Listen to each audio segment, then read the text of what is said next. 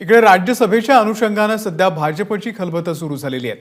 उपमुख्यमंत्री देवेंद्र फडणवीस यांनी दिल्लीमध्ये पक्षश्रेष्ठींसोबत चर्चा केलेली आहे। राज्यसभेच्या निवडणुकींसंदर्भात फडणवीसांनी पक्षाध्यक्ष जे.पी. नड्डा यांच्याशी प्रदीर्घ अशी चर्चा केलेली आहे। भाजप राज्यसभेच्या निवडणुकीमध्ये चौथा उमेदवार टाकण्याची शक्यता आहे।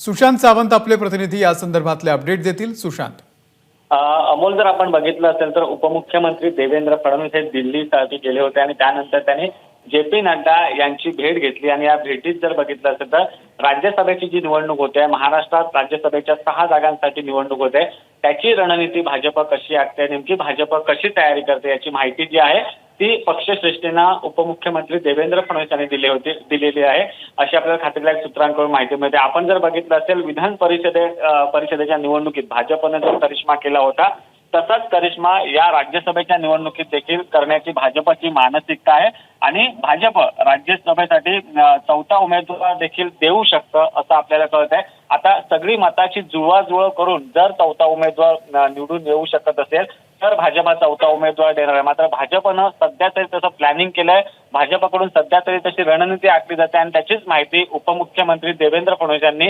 जे.पी. नड्डा यांना दिली आहे। लवकरच भाजप आपले सुरुवातीचे 3 उमेदवार जे आहेत ते जाहीर करेल आणि त्यानंतर चौथा उमेदवार द्यायचं की नाही यावर जो आहे तो निर्णय घेतला जाणार। अमोल, सुशांत, धन्यवाद संपूर्ण माहितीबद्दल।